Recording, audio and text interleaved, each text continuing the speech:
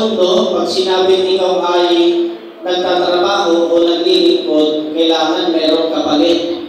Di mo ba yung tinatawag na sweldo o di kaya ay bayad?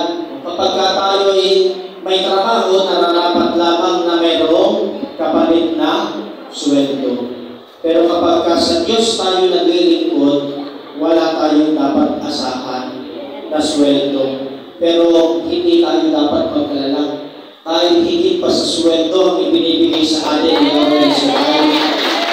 Kundi yung araw-araw na biyaya patuloy sa atin ipinaparana sa atin ng ating Panginoon. Kahit na paulit-ulit yung pagkakasala natin nagagawa, kahit ang dami pa rin nating pagkukulang sa ating paglilingkod, kahit ang dami nating kakulangan sa lahat ng ating ginagawa, araw-araw tumatanggap pa rin tayo ng biyaya galing sa Panginoon. Amen. Kaya para maranasan natin yun at para maging ganap yung ating paglilingkod sa Diyos, ano ba ang mga katangian tamang pag-uugali sa ating paglilingkod? Una, sabi po doon, dapat willing tayong maglingkod. Be willing to serve the Lord. Pag sinabing willing, ikaw ay membro ng music ministry, gusto mo talaga ang pag-awit. Kapag ikaw ay manggagawa, gusto mo talaga yung paglilingkod o pangangasiwa sa iyong kinabibilangang chapter o prayer group o cell group. Kung ikaw ay council o preacher, sabi nga gusto mo yung iyong ginagawang paglilingkod. Ano man yung ipinagkatiwala sa atin ng ating Panginoon, dapat gusto natin yung ating ginagawa. Hindi tayo dapat napipilitan lamang. Kaya pag sinabing willing to serve, bukal sa kalooban natin ang paglilingkod. Pag sinabing gusto, hindi lang bukal sa kalooban, hindi lang maluwag sa kalooban, kundi masaya ka rin naglilingkod sa Panginoon. Pagkakat kung minsan, hindi talaga maiiwasan, mayroong mga pagsubok, mayroong mga problemang dumarating, pero sa kabila ng mga yan, masaya ka pa rin na humaharap sa Panginoon.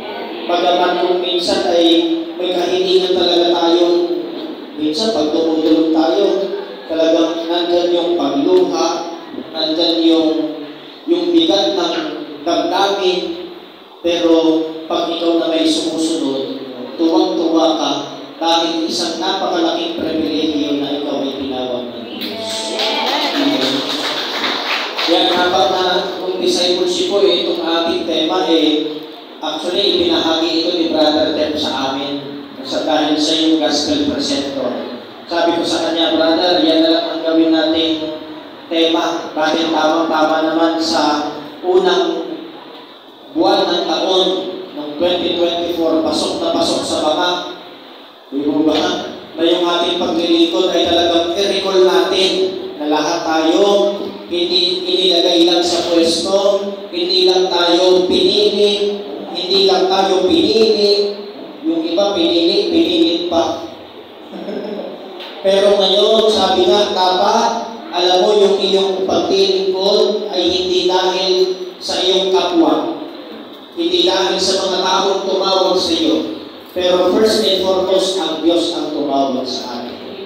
At yun po isang napakahalagang privilege na ibinigay sa atin ng Diyos. Sabi nga ni Brother Robert Calunet, ni Brother Ted, marami ang tinawag, ngunit kaunti ang nahihilang. Kaya tayong lahat may tuturing talagang hiniran ng ating Panginoon. Kaya dapat kung ikaw ay naglilingkod sa Diyos, masaya kang naglilingkod sa Panginoon. Sabi po dito, yung mayroong tinawag ng ikasang ng umaga, may tinawag ng kalabing-dalawa ng tanghali, ikatlo ng hapon, may tinawag pa ng alas 5 ng hapon. Pero pag naman magkakaiba tayo ng panahon, may nagkapang-abot-abot pa rin naman tayo. At ang bawat isa naman, nakikita ko naman yung masayang naglilingkod kay Yahweh El Shaddai. Amen.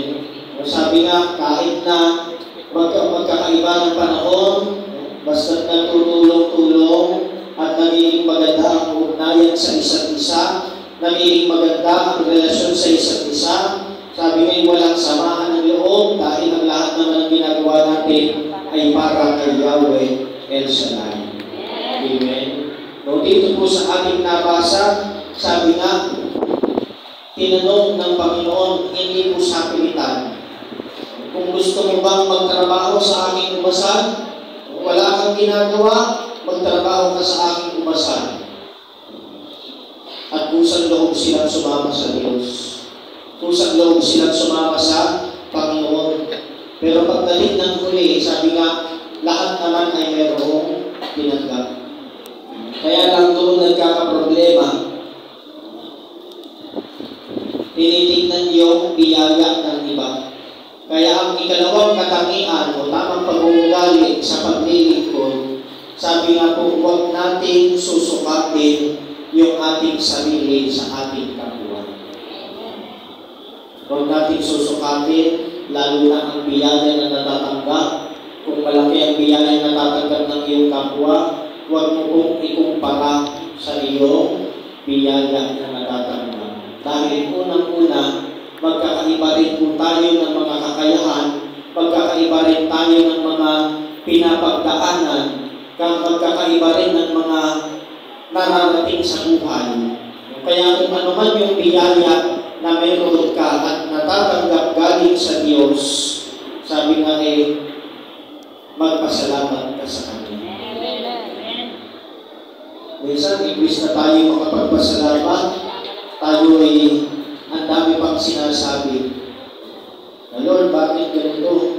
Mas matagal na ako sa gawain, pero mas pinagpala pa yung bago.